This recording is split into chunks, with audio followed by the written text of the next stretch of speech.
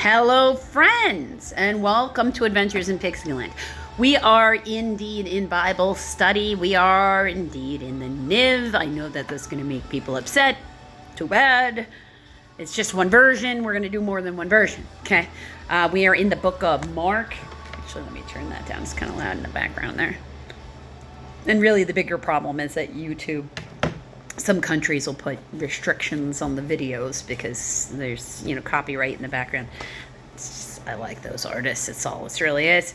We're going to do chapter 8, but we're going to do it in two separate videos. So we're going to do 1 through 26 in one video. So actually, 1 through 21. Actually, let's change that. 1 through 21 in one video. And then we'll do 22 through 38 in a separate video. So there'll be 3 videos for Bible study today. If you are in the United States with me and you're watching this the day I'm filming it, then happy Thanksgiving. Let's remember, as we're around those people that we're not usually around, because the holidays do tend to put us around the people that we only see at holidays. Remember, they're not in your everyday life for a reason if you're around people that you're not normally around. And, God does expect self-control.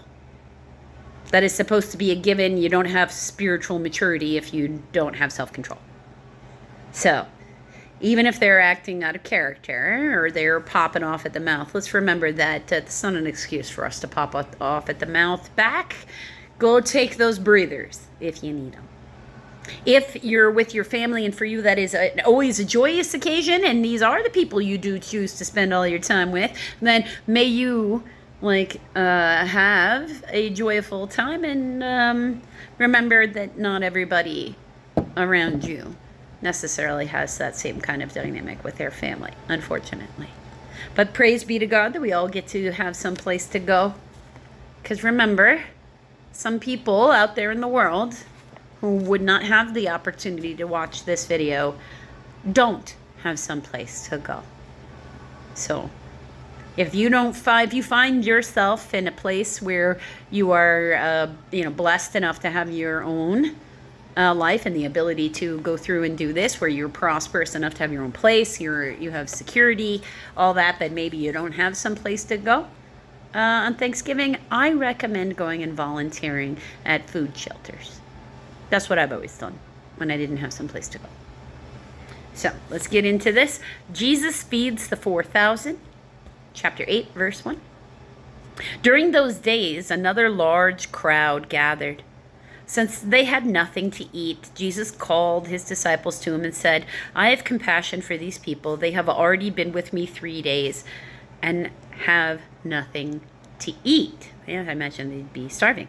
"If I send them home hungry, they will collapse along the way because some of them have come a long distance." His disciples answered, "But where in this remote place can anyone get enough bread to feed them? How many loaves do you have?" 7.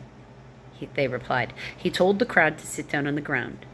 And when he had taken the 7 loaves and given thanks, he broke them and gave them to his disciples and set them before the people. They had a few small fish as well, so he gave thanks for them also and told his disciples to distribute them. The people ate and were satisfied. After the disciples picked up 7 basketfuls of broken pieces that were left over, about 4,000 men were present. So there's more than that because there's women and children as well. And having sent them away, he got into the boat with his disciples, and they went to the region of I have no idea how to pronounce that. Dalmanutha. Dalmutha. The Pharisees came and began to question Jesus. To test him, they asked him for a sign from heaven. He sighed deeply and said, "Why does this generation ask for a miraculous sign? I tell you the truth, no sign will be given it."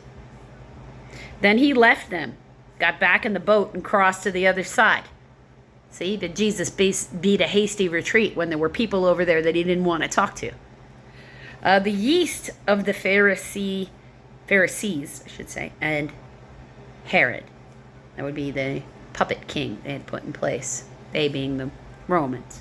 Okay.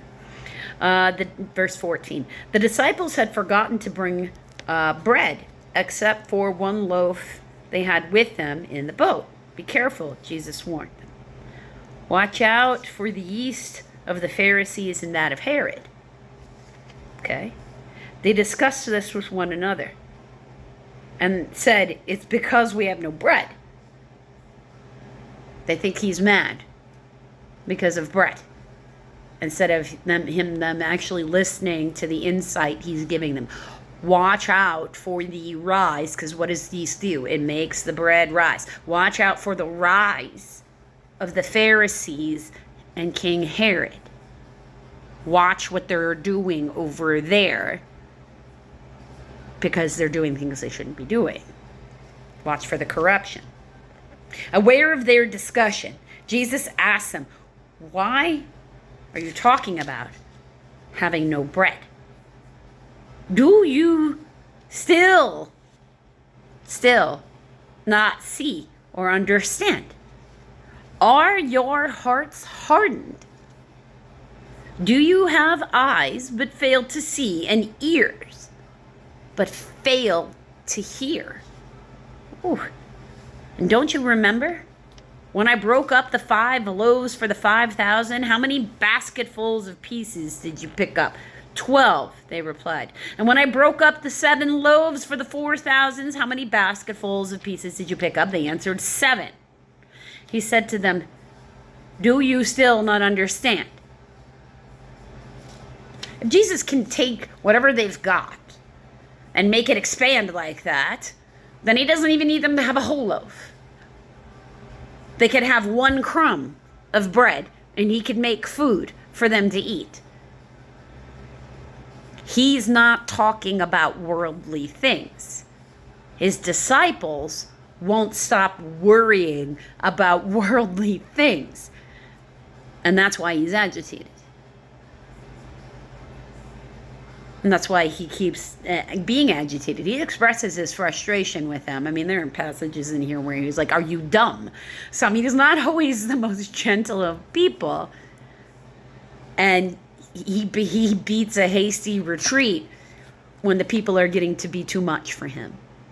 So let's that be our example for following of Jesus where we need to. It's better to be alone than be in the wrong room.